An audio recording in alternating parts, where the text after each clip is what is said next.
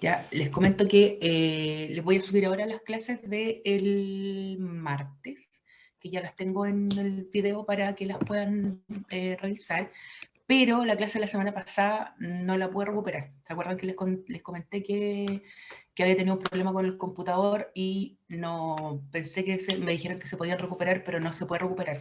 Ya, así que lo siento, pero va a quedar desde esta semana en adelante guardado en el Educando. ¿Ya?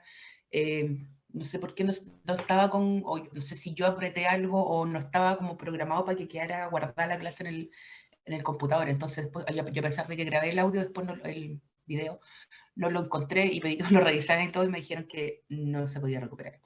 Así que eso, les comento, pero bueno, era la primera clase, la del jueves, porque la del martes fue solamente de presentación, ¿ya? Así que lo siento.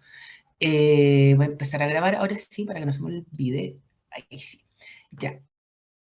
Recordar un poquito de lo que habíamos quedado la clase del martes. En la clase del martes estuvimos revisando cuáles habían sido los elementos y los supuestos, ¿no es cierto?, para el nacimiento del derecho del trabajo y cómo había ido evolucionando históricamente a través, ¿no es cierto?, del transcurso del tiempo y de los diversos procesos reguladores que habían llevado efecto por distintos motivos, y vimos entonces cómo el derecho al trabajo había pasado de ser, ¿no es cierto?, de este derecho, esta intervención estatal necesaria en un momento de la historia, y que luego había, ¿no es cierto?, evolucionado a través de distintas etapas, hasta lo que se aspira o se pretende que se logre el día de hoy con el reconocimiento del actor colectivo, ¿ya? Y en ese sentido, entonces, voy a compartir pantalla. Acá estamos, ya. Entonces, nosotros el martes vimos las etapas de evolución histórica, los presupuestos para el nacimiento para el derecho al trabajo, luego las etapas de evolución, fuimos analizando cada una de ellas, viendo cuáles habían sido los motivos, los elementos externos que se habían configurado para poder dar contenido a esta nueva disciplina, y sobre todo, y eso es lo importante, ¿no es cierto?, que tratamos de ir revisando con harto detalle de cuáles habían sido las particularidades que habían llevado a la obligación de la intervención estatal. Y ahí habíamos dicho entonces que eso también nos servía para fundamentar o para entender mejor cómo se había ido desarrollando la regulación de esta materia posteriormente, ¿no es cierto? Entender que este nuevo derecho se crea a propósito de una situación diferente que antes no había existido, que era un tipo de trabajo diferente, con características particulares, y que además se insertaba dentro de todo un proceso de transformaciones que había comenzado, ¿no es cierto?, con el proceso de la revolución industrial, y que esto había tenido una serie de implicancias, no solamente en materia laboral propiamente tal, sino que también, ¿no es cierto?, en términos sociales, políticos, económicos, y que dentro de todo ese contexto se podía entender entonces que este nuevo tipo de trabajo necesitara una nueva regulación. Y luego vimos entonces cuáles habían sido las etapas siguientes de evolución del derecho al trabajo a nivel internacional. Y lo que quiero que empecemos a ver hoy es la evolución del derecho al trabajo en Chile.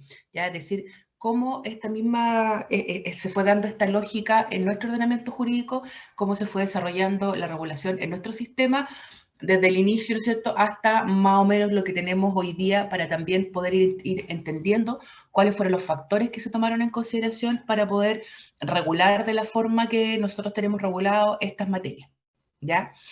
Entonces, consulto de nuevo, ¿hay alguna duda de lo que vimos en la clase pasada o va quedando más o menos claro? Si tienen alguna duda, pueden preguntar ahora, pueden preguntar después, es solamente para ir avanzando. Ya, entonces, seguimos. Y entonces lo que vamos a empezar a ver hoy es la evolución del derecho al trabajo en Chile, ¿ya?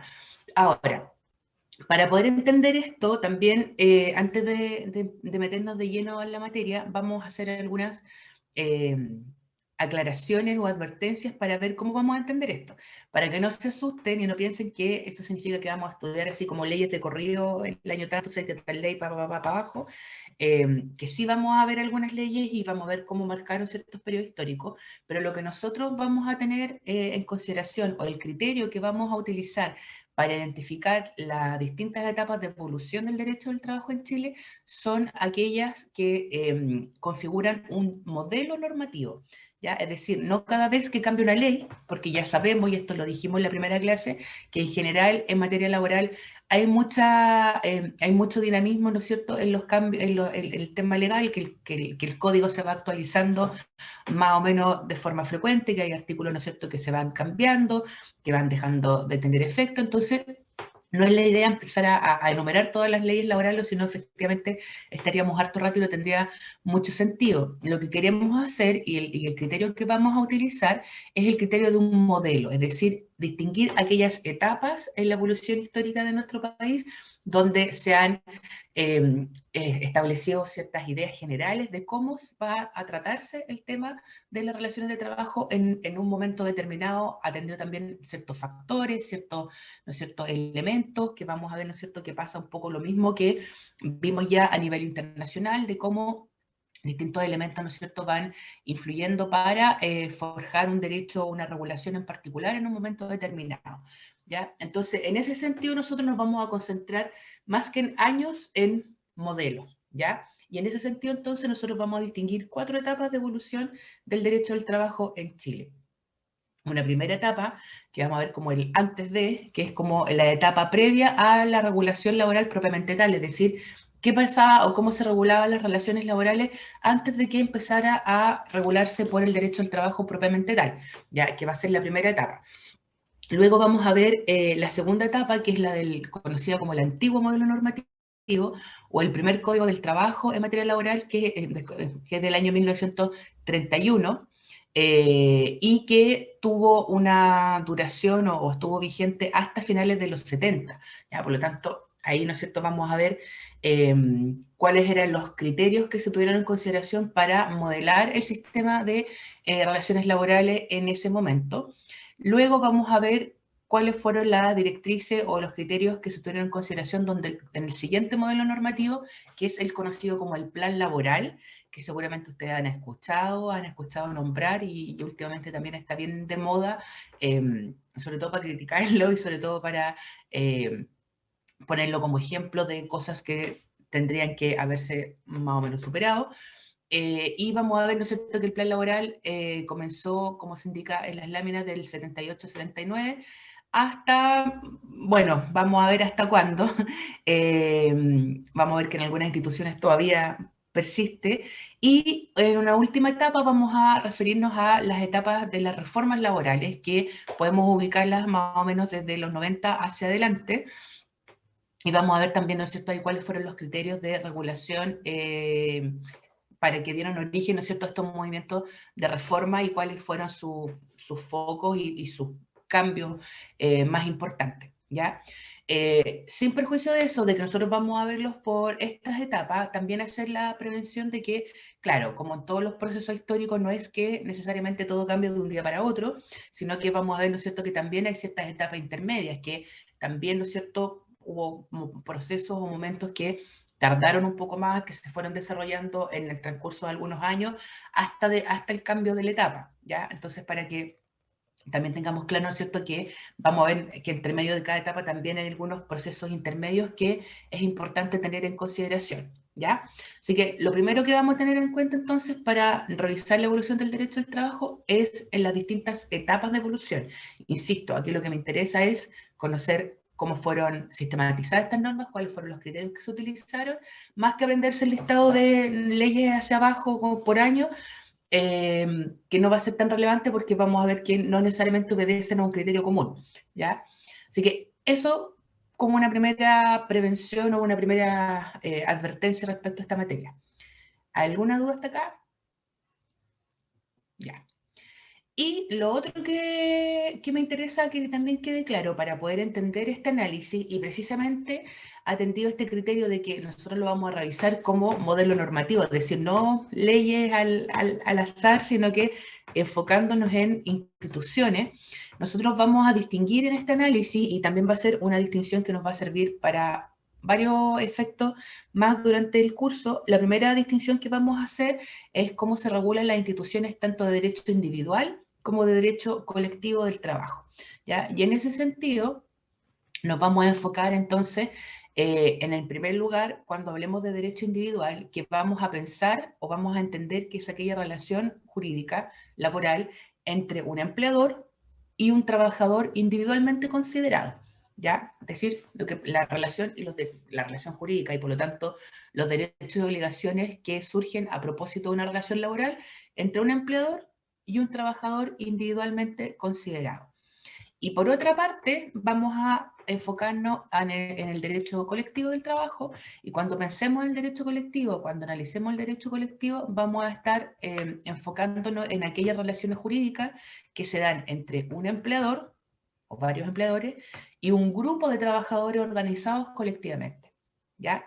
Y cuando hablemos entonces de ese tipo de institución, es decir, un empleador o varios empleadores, pero siempre un grupo de trabajadores organizados colectivamente, vamos a estar entonces pensando o analizándolo desde la perspectiva del derecho colectivo del trabajo, ya que sabemos, ¿no es cierto?, y lo vimos en la clase pasada, la relevancia que ha tenido, la importancia que ha tenido precisamente para la configuración y la identificación del derecho del trabajo desde sus inicios, ¿ya? Entonces, esa es la primera distinción que vamos a hacer y que la vamos a ocupar también para varios elementos. De hecho, recordarán que, de hecho, el curso está estructurado de esa manera, ¿no es cierto? La segunda unidad va a ser derecho individual, la tercera derecho colectivo, y entonces en eso nos vamos a enfocar, ¿ya? ¿Va quedando claro? Ya. Y entonces, siguiendo con esa idea, derecho individual, derecho colectivo, respecto al derecho individual, ¿en qué nos vamos a fijar para poder hacer un análisis y poder comparar, ¿no es cierto?, la evolución del derecho del trabajo? Tenemos que comparar instituciones más o menos parecidas, bueno, ¿no es cierto? No podemos comparar peras con manzanas, como se dice, sino que tenemos que tener, ¿no es cierto?, en cuenta las mismas instituciones. Y por lo tanto, respecto del derecho individual, nos vamos a enfocar sobre todo en tres instituciones o en tres partes de la relación de trabajo, ¿ya? Para tenerlo en consideración también cómo esa misma institución fue regulada en las distintas etapas de evolución histórica del derecho del trabajo, ¿ya? Y en ese sentido, entonces, la pregunta es, si yo estoy pensando y yo me estoy enfocando en el derecho individual del trabajo, es decir, la relación jurídica a partir de, ¿no es cierto?, la prestación de servicios que realiza un trabajador individualmente considerado respecto de su empleador, ¿en qué elementos me tendré que fijar o qué momentos de la relación laboral me tendré que fijar para ver cómo se regula esta materia? ¿Ya? ¿En qué aspectos me tendré que concentrar o qué aspectos podrán interesarme para saber cómo se regula esta materia? ¿Qué creen ustedes? Si yo lo que voy a estudiar es el derecho individual, ya, es decir, la relación jurídica, los derechos y obligaciones entre un empleador y un trabajador, ¿qué cosas me interesará saber de esa regulación para poder analizarlo y ver cómo ha ido evolucionando en el tiempo? ¿Qué creen ustedes? ¿O qué les interesaría a ustedes conocer? ¿O qué creen ustedes que sería importante conocer?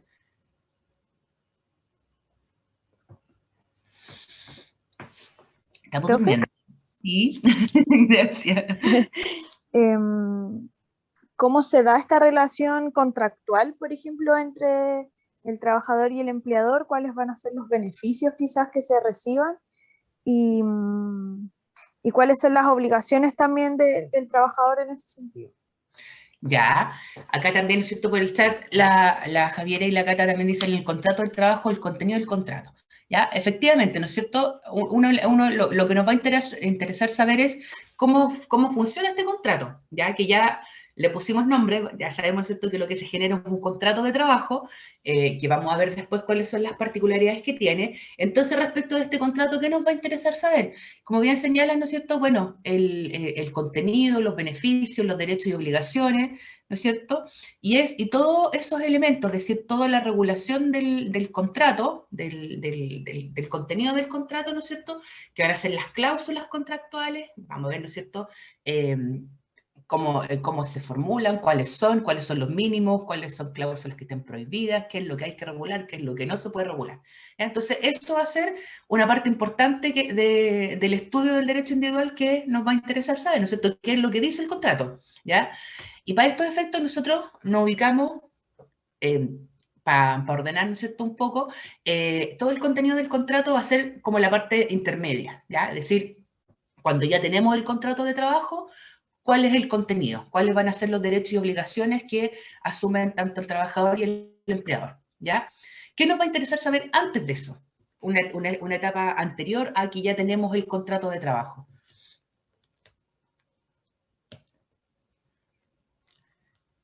Como los requisitos para acceder al trabajo. Ya, como los requisitos para acceder al trabajo, aquí la Javiera también dice el sueldo, claro, lo que yo voy a acordar antes de, ¿no es cierto? Entonces, podríamos identificar que primero, ¿no es cierto?, tenemos que saber cuáles son las reglas generales para la contratación laboral, es decir, qué tipos de contratos hay, cuáles son los pactos que vamos a tener que acordar, quiénes pueden contratar, quiénes no pueden contratar, los tipos de contrato, ya lo dije, ¿ya? Entonces, todas las reglas de contratación, ¿ya? Entonces, esa va a ser como la etapa inicial, ¿ya? Vamos a ver también que hoy día también hay estudios, ¿no es cierto?, respecto a las etapas previas al contrato, ¿no es cierto?, las negociaciones que en contratación privada también son súper relevantes, o sea, son súper relevantes, y que también algo de eso se aplica en materia laboral, ¿ya? Entonces, tenemos en primer lugar, ¿no es cierto?, como una primera institución en la que nos tenemos que fijar cuando veamos derechos individuales, toda la etapa previa, ¿no es cierto?, qué contrato vamos a hacer, cuáles son los requisitos para contratar, quiénes pueden contratar, quiénes no pueden contratar, los tipos de contrato, etc. Luego nos vamos a Profe, se escucha súper mal, no sé si es concentrar mío. ok, ya tenemos el contrato, cumplimos con la regla, ahora el contenido y obligaciones, ¿se escucha, no? Profe, no se escuchó todo mal. ¿Se escucha, Apague su no? cámara.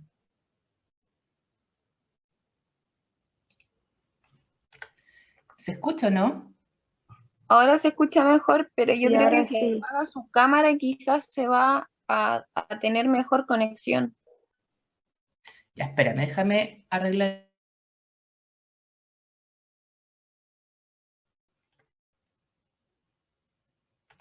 Ya, a ver, ¿ahí se escucha? Sí, profe, se ¿Se escucha. escucha, no? Ya, gracias. Vamos a ver ahí si me aguanto un poco, si no, para no apagar la cámara, para que no escuchen mi voz desde el más allá. Ya, si no, apago la cámara. Entonces, de nuevo, para que quede ordenado. Entonces, estábamos diciendo que la primera etapa va a ser la etapa de contratación, ¿no es cierto?, de las características de la contratación, y luego que ya tenemos el contrato, vamos a concentrarnos en la etapa del contenido del contrato, ya todos los derechos y obligaciones que van que van a tener, ¿no es cierto?, las partes, tanto el trabajador como el empleador, y ahí vamos a ver, ¿no es cierto?, el contenido, las cláusulas, ya la remuneración, la jornada, el tipo de trabajo que se va a hacer, dónde se va a hacer, y cualquier otro pacto, ¿no es cierto?, y vamos a ver ahí cuáles son los requisitos de esos pactos, cuáles son los límites, etcétera, ¿ya? Ahí tenemos una segunda etapa. ¿Y qué nos interesará conocer a continuación? Ya sabemos las reglas de contratación, el contenido del contrato, ¿y qué vendrá después? ¿Cuál será la tercera institución o la tercera etapa que nos interesará conocer respecto de derecho individual?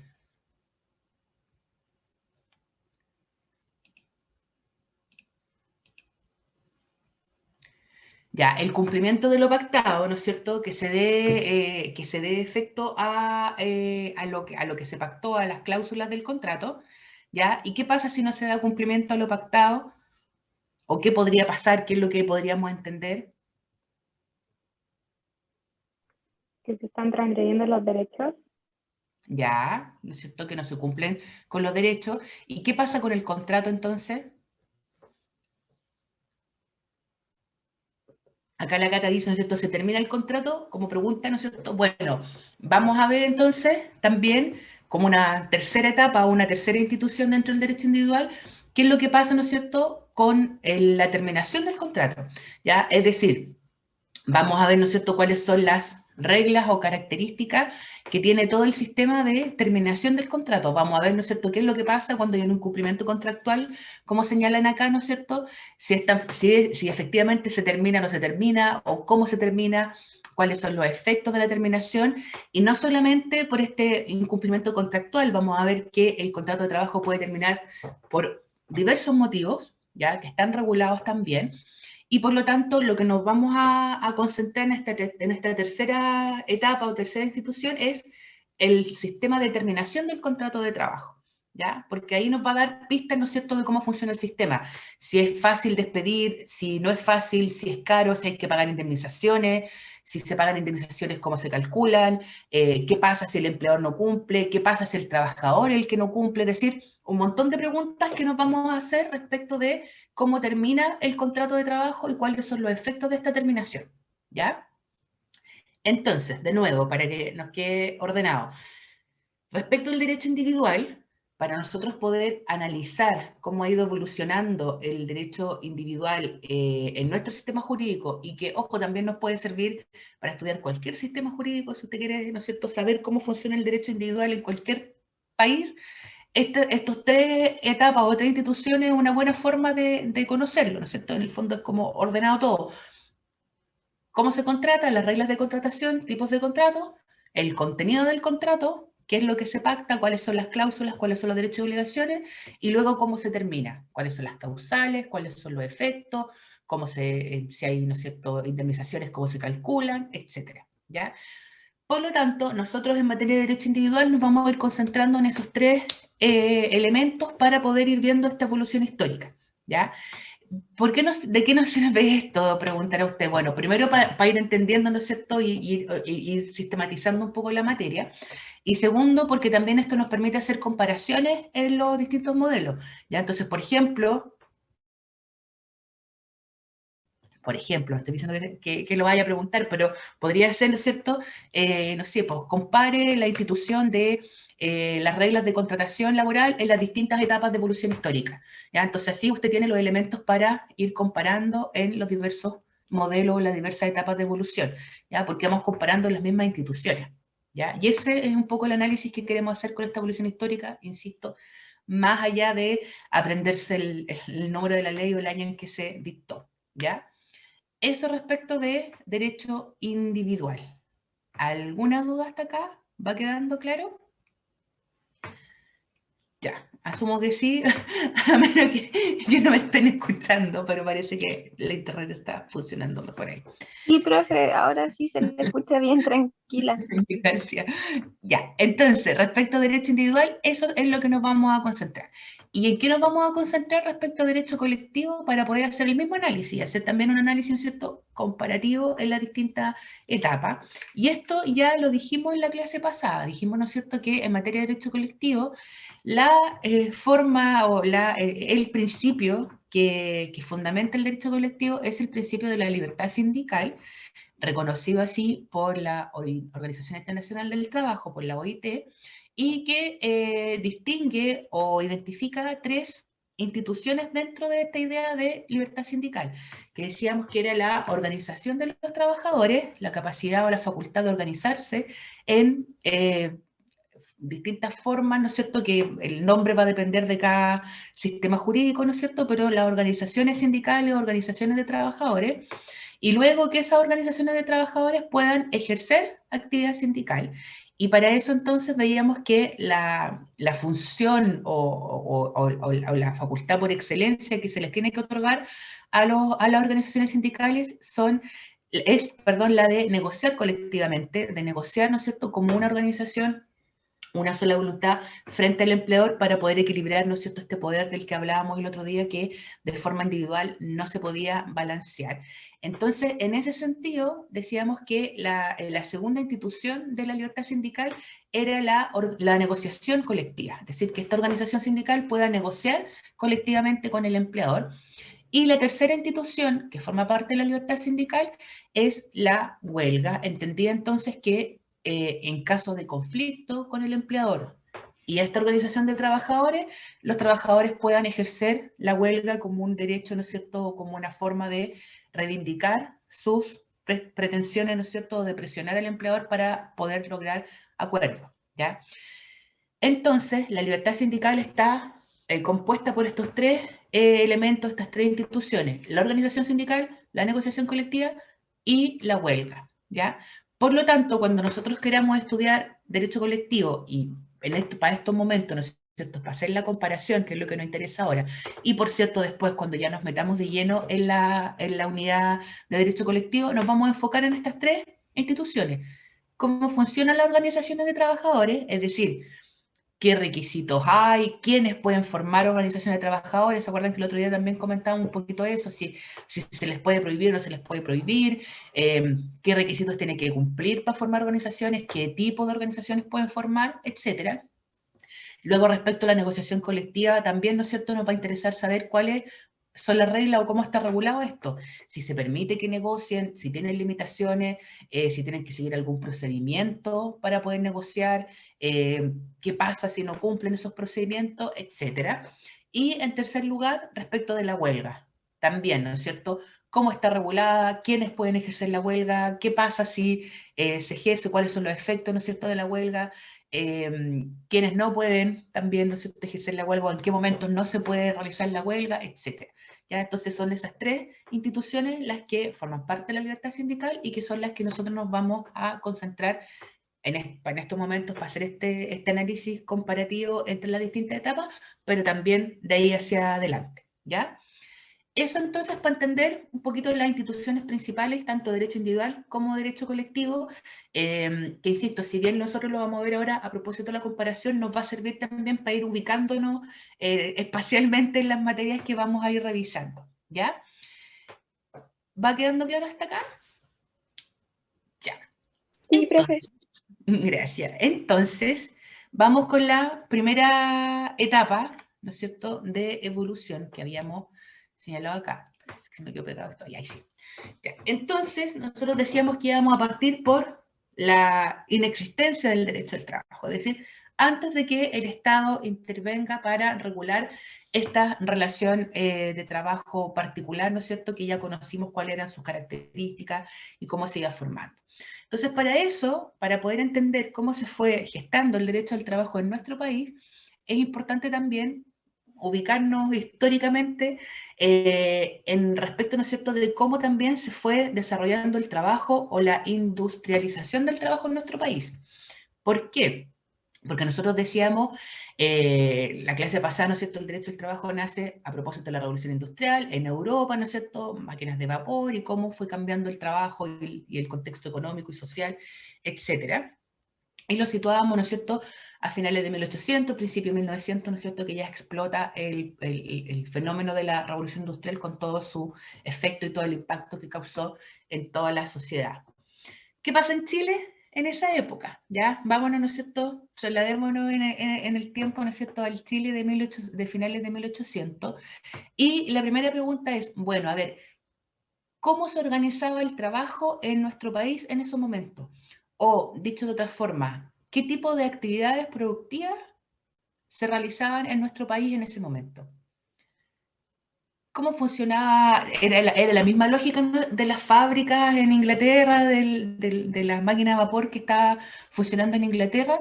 ¿O cuáles son las formas las formas de trabajo o los tipos de trabajos que se realizan mayoritariamente en nuestro país en ese momento, finales de 1800? Minería y agricultura. Minería y agricultura, ¿no es cierto? Exactamente, aquí también lo dice Abril por el chat. Ya, ¿y qué particularidades tenían eso? Vamos por partes. Pensemos, ¿no es cierto?, en la minería, ¿ya?, que es como el típico ejemplo. Sabemos, ¿no es cierto?, que cuál era el mineral que se extraía por excelencia, ¿no es cierto?, el salitre en el norte, y también, ¿no es cierto?, el carbón en el sur, de toda octava región. Y si ustedes se fijan, ahí ya tenemos una primera particularidad de cómo se estaba realizando el trabajo en nuestro país, en sectores productivos, en este caso el de la minería, súper identificado, pero súper aislado desde el punto de vista geográfico, ¿cierto? El salitre en el norte y el carbón en el sur. No sé para qué lado si está bien o no, pero es para hacer el ejemplo. ¿Y eso qué significa, no es cierto? Que son la concentración o los focos de trabajo de sectores productivos están concentrados en labores, ¿no es cierto?, específicas, en áreas de producción específicas y geográficamente súper aisladas. y además geográficamente lejos del centro del país, ¿no es cierto? Que sabemos que para todos estos efectos, la capital, ¿no es cierto? Y que lamentablemente hasta el día de hoy sigue siendo así, en muchas materias, ¿no es cierto? Y por lo tanto lo que pasaba en los focos de trabajo más fuertes, que estaban alejados, ¿no es cierto?, de Santiago, donde se tomaban las decisiones políticas, ¿no es cierto?, no está en el Congreso, etcétera, etcétera. Entonces, fíjense que esto ya nos da una peculiaridad y nos hace también entender un poco cómo fue funcionando acá, porque efectivamente en el sector de la minería ocurre el mismo proceso, con la misma lógica de la cuestión social producto de la revolución industrial que veíamos, ¿no es cierto?, a propósito de lo que pasó en Europa. Con la diferencia es que está concentrado en lugares específicos y en sectores alejados del centro, ¿no es cierto?, del país. Y claro, no sé si se acuerdan, o si alguna vez vieron Subterra, por ejemplo, ¿se acuerdan de esa película? O lo hicieron leer el libro en el colegio, no sé si todavía hacen leer el libro. Por lo menos yo el libro lo encontré refome, pero me acuerdo que la película la vi varias veces. La Y que compuerta número 12, sí, claro, pero esa era muy del fome. carbón. No era muy positivo, ¿no es cierto? Pero retrata muy bien cómo, ¿no es cierto?, se va dando esta misma lógica que conversábamos respecto de la revolución industrial en sectores, ¿no es cierto?, pero a escala, en la salitrera, ¿no es cierto?, o en las minas de carbón en la octava región, o en la región del Biobío. ¿No es cierto? La misma lógica, trabajo, ¿no es cierto?, industrializado, con los nuevos avances tecnológicos, pero sin ninguna regulación, porque todavía no hay derecho al trabajo, por lo tanto, se deja, ¿no es cierto?, a la regulación de la autonomía de la voluntad. Para esa fecha ya hay código civil, ya hay código de comercio en nuestro país, por lo tanto, esas son las normas aplicables, y sabemos, ¿no es cierto?, que esas normas no funcionan. ¿Por qué? Porque esos códigos parten de la base en que las partes son iguales y sabemos, ¿no es cierto?, que en estas condiciones no lo están. Y por eso es que es interesante también el retrato de cómo, ¿no es cierto?, se van desarrollando y cómo toda la vida se va desarrollando en torno a, en este caso, ¿no es cierto?, las mineras. Y no sé si alguno ha ido alguna vez a la salitrera o a cómo se forman, ¿no es cierto?, también las minas de carbón de Lota, ¿no es cierto?, donde toda la ciudad, ¿no es cierto?, se forja en torno a la minera, ¿no es cierto?, y que tiene todas estas características que nosotros conversábamos, ¿no es cierto?, esta nueva clase obrera que se va a instalar ahí porque ahí está el trabajo, con ninguna regulación, ninguna protección, por lo tanto, ¿no es cierto?, ahí efectivamente manda el que tienen los dueños de producción, los medios de producción, perdón, que tienen todo el control, versus, ¿no es cierto?, las personas que hacen el trabajo, que solamente, ¿no es cierto?, tienen la opción de cumplir, porque además, insisto, fíjense que no es menor el tema de la distancia geográfica.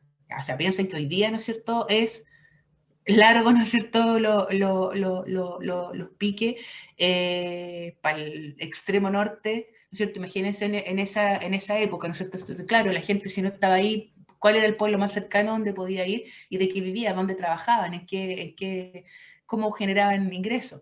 ¿Ya? Entonces, los primeros focos de trabajo industrializado en nuestro país, en el primer ejemplo, ¿no es cierto?, en el sector de la minería, súper enfocado, ¿no es cierto?, súper aislado geográficamente, con estas mismas características de, ok, trabajo industrializado, autonomía de la voluntad, porque no hay normas propias, no hay normas particulares que regulen esta materia, y por lo tanto,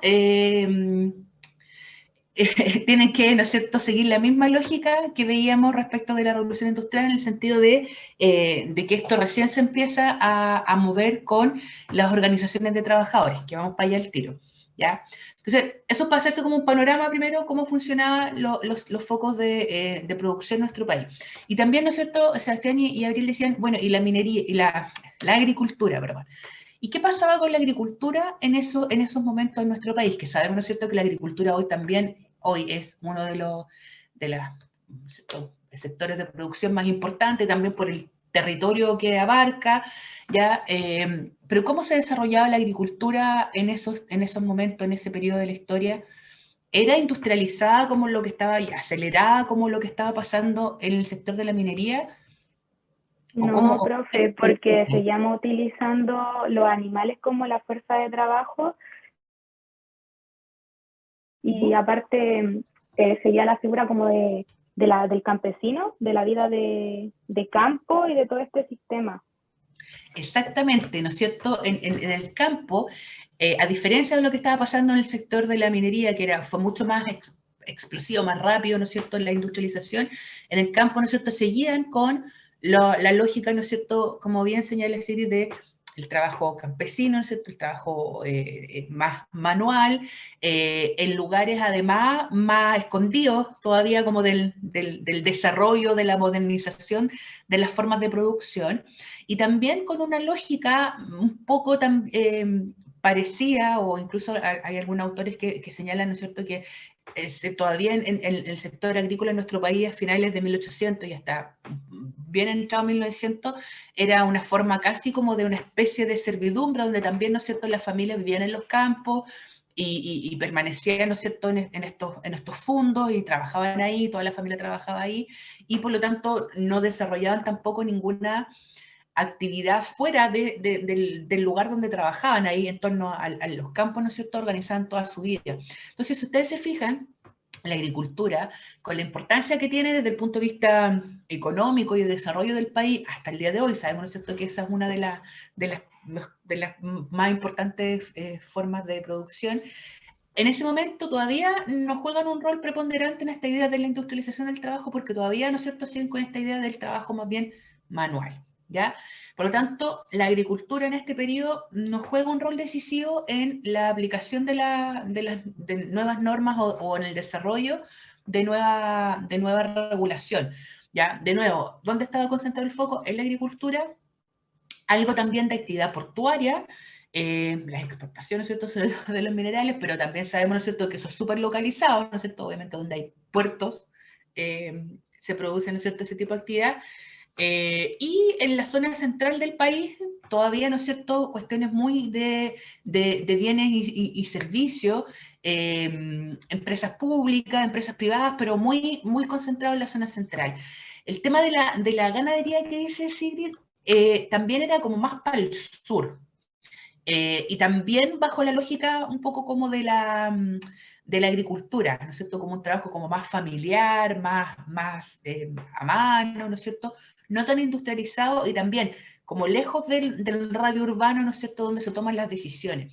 Entonces, ¿por qué es importante ponerse en ese contexto? Para poder entender entonces por qué en materia de derecho al trabajo, y lo veíamos recién, ¿no es cierto?, en la lámina anterior, recién en el 31 tenemos el primer Código del Trabajo, y antes de esa época entonces, no es que no fuera necesario, sino que los focos de producción estaban concentrados y aislados geográficamente. Y el avance o la evolución de este tipo de trabajo tiene la misma o sigue la misma lógica de lo que veíamos respecto a la revolución industrial. Como no hay reglas especiales, se rigen por la autonomía de la voluntad, entonces eso qué significa que hay abuso. Por eso les decía yo, ¿no es cierto?, si se recordaban este libro, esta película, ¿cierto?, que retrata, ¿no es cierto?, que no hay ninguna regulación, entonces la gente los obligan a trabajar a horas, ¿no es cierto?, jornadas extensas, además que la extracción minera, ¿no es cierto?, también involucra un trabajo físico importante, y sin ninguna medida de protección, ¿no es cierto? O sea, imagínense la cantidad de accidentes que hoy en día ocurren en el sector minero, imagínense cómo era hace 100 años atrás, sin ninguna medida de protección, sin ninguna medida de prevención, pueden trabajar, ¿cierto?, los niños, sin ninguna, ¿no es cierto? De hecho, por eso siempre me acuerdo de la película que precisamente ocupaban niños, porque los niños era más fácil meterlos en las minas. Entonces, que hoy día uno dice, eso no puede ser, pero claro, no había regulación especial que se preocupara de esas materias, y también, ¿no es cierto?, con esta lógica de que en torno a las mineras estaban como estas mini ciudades y todo se da en torno a ellas, entonces el marido, ¿no es cierto?, iba a la mina y se iba con su familia, iba, entonces desarrollaban toda su vida ahí, y nace, ¿no es cierto?, surge esta nueva clase de trabajadores, esta nueva clase social también, ¿no es cierto?, que la podemos identificar con las ideas que veíamos de la clase obrera, según la revolución industrial, y con los mismos problemas, ¿no es cierto?, la cuestión social, ¿no es cierto?, la falta de seguridad, de medidas de higiene, de salubridad, de tampoco, ¿no es cierto?, la posibilidad de que las personas pudiesen moverse de esos lugares, que eso también es reinteresante en el fenómeno en Chile, ya a diferencia de lo que habíamos, ¿cierto?, en la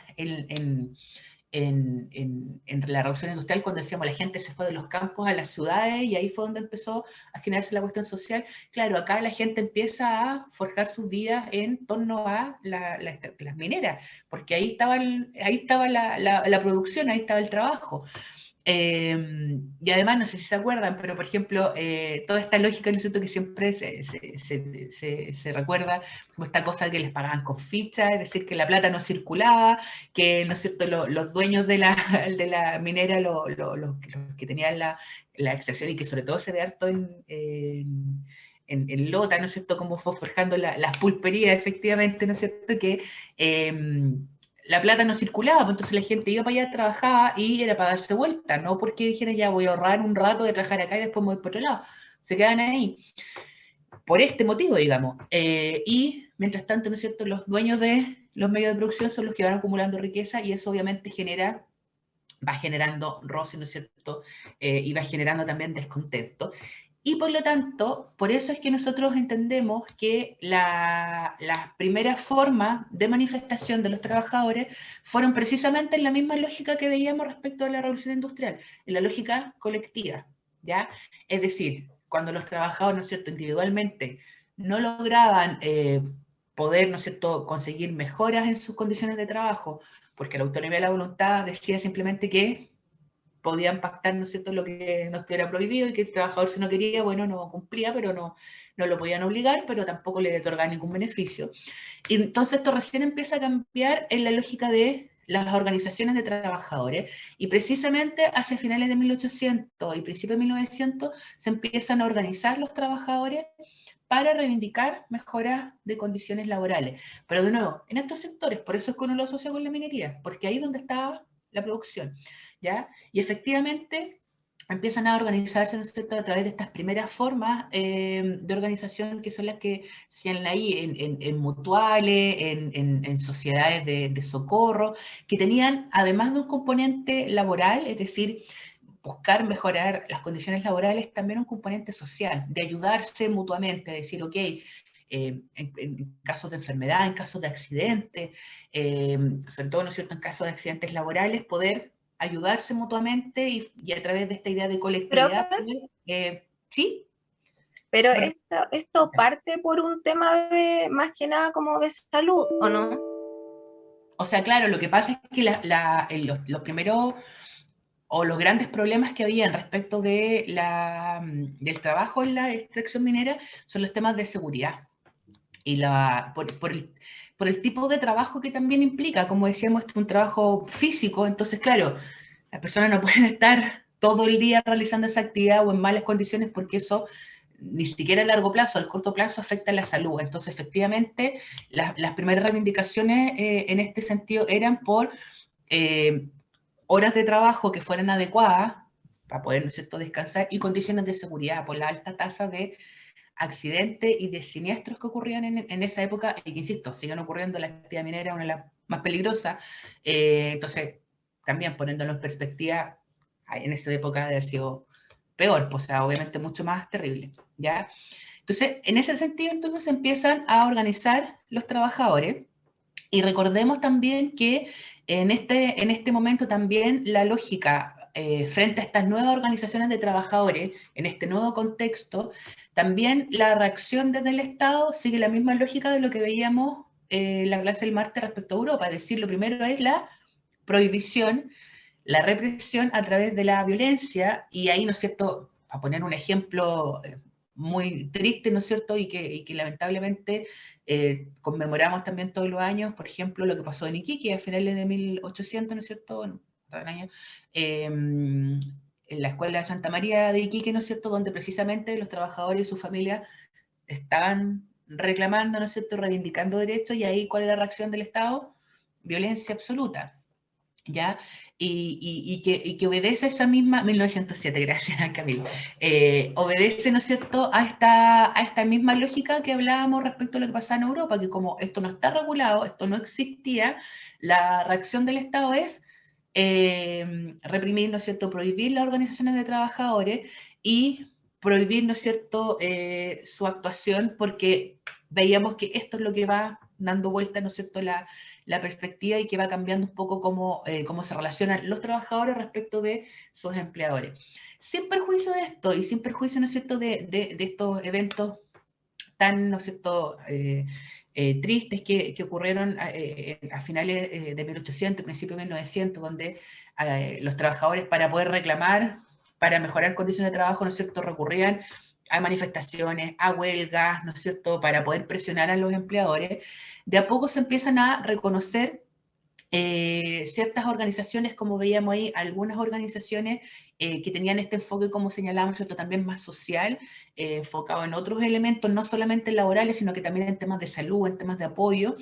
Y tenemos que la primera organización de trabajadores propiamente tal, con reconocimiento personal y jurídica, es de 1912, que es la FOCH, la Federación Obrera de Chile, y que ya, ¿no es cierto?, entonces está un poco instalada o empezando ya a instalarse esta idea también en nuestro país de que hay que regular esta situación, es decir, que ya no pueden, ¿no es cierto?, seguir con esta idea de que cada vez que los trabajadores se organicen, se disuelve, ¿no es cierto?, la organización y se reprime y se prohíbe, sino que efectivamente enfrentar, ¿no es cierto?, la situación y entender que hay un nuevo tipo de trabajadores, que han cambiado un poco el contexto y que las normas generales de autonomía y la voluntad y dejar, ¿no es cierto?, que simplemente los dueños de los medios de producción sean los que pongan las reglas, no funciona, porque los trabajadores se van a seguir organizando y esto va a seguir escalando, ¿ya?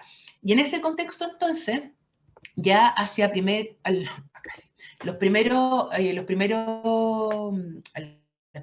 años del 1900, se empiezan a dictar algunas leyes que tienen este carácter social y que son precisamente a propósito o como respuesta de las demandas de los trabajadores obreros, ¿no es cierto? Insisto, concentrado en estos focos de producción que hemos estado señalando y por los conflictos laborales que habían tenido, es decir, no es porque hayan dicho, ok, demos estos derechos a los trabajadores porque está complicado el tema, sino que porque efectivamente, ¿no es cierto?, los trabajadores se organizaron, reclamaron, ¿no es cierto?, y demandaron que se regularan ciertas materias, ¿ya?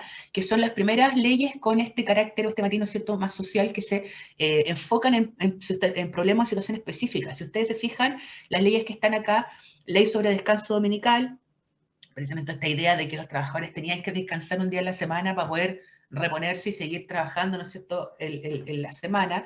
La ley de la silla, esta ley que también es famosa y que es de sus orígenes de esta época, y que precisamente, ¿no es cierto?, lo que pretende es que los trabajadores tengan donde sentarse para poder descansar, porque obviamente estar todo el rato de pie agota, ¿no es cierto?, físicamente es complejo, entonces para que se puedan sentar y puedan descansar.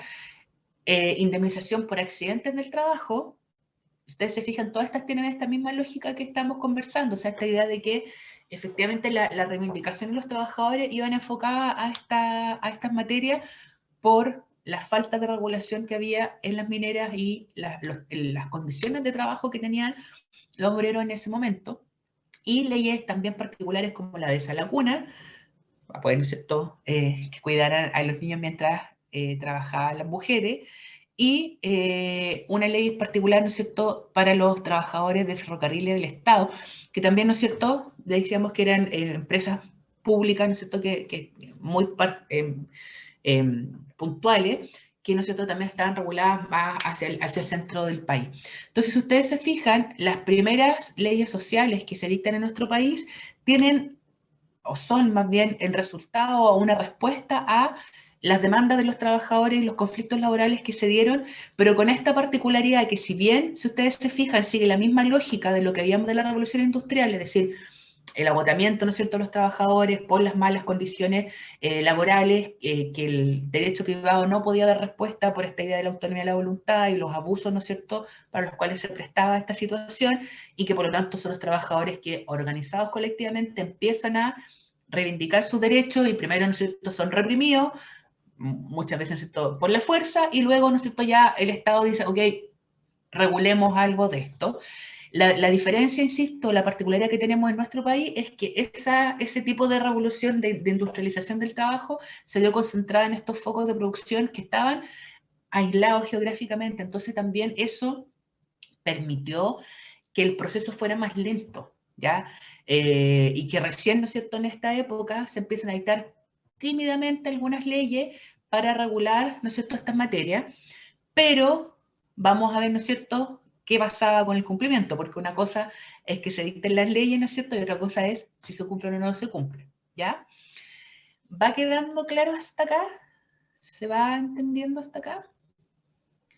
Ya, Sí, profe. entonces, gracias. Entonces vamos a hacer el break, 20 minutos y paramos. Volvemos a las 11, ¿ya? Entonces voy a parar de grabar y voy a cerrar la sesión para volver a conectarme a las 11, ¿ya? Así que nos vemos en un ratito.